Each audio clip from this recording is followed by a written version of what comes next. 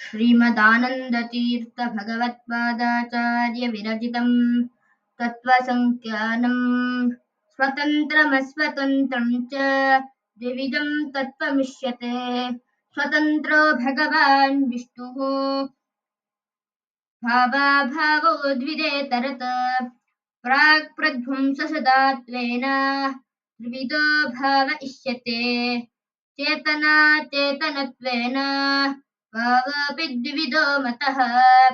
दुःखस्पृष्टं तदस्पृष्टम् इति द्वेदैव चेतनम्। नित्यदुःखरमान्ये तु स्पृष्टदुःखाः समस्तशः।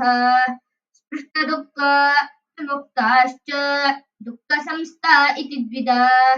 दुःखसंस्था मुक्तियोग्या अयोग्या इति च द्विधा। देवर्षि पितृपनरा इति मुक्तास्तु पञ्चधा। एवं विमुक्तियोग्याश्च तमोगाः श्रुतिसंस्थिताः इति द्विधा मुक्तयोग्या दैत्यरक्षपिशाचकाः।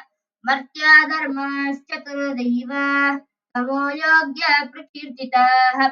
ते च प्राप्तान्धतमसः श्रुतिसंस्था इति द्विधा।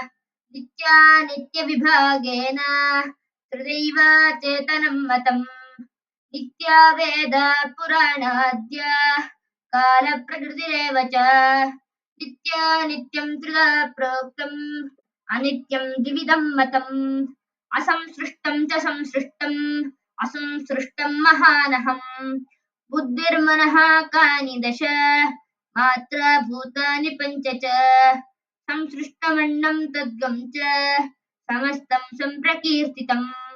सृष्टिस्थितिः संहृतिश्च नियमो ज्ञानबोधने। बन्धो मोक्षः सुखं दुःखम् आवृत्तिर्ज्योतिरेव च। विष्णुनास्य समस्तस्य समसो व्यासयोगतः। इति श्रीमदानन्दतीर्थ भगवत्पादाचार्य विरचितं तत्त्वसङ्ख्यानं सम्पूर्णं श्रीकृष्णार्पणमस्तु।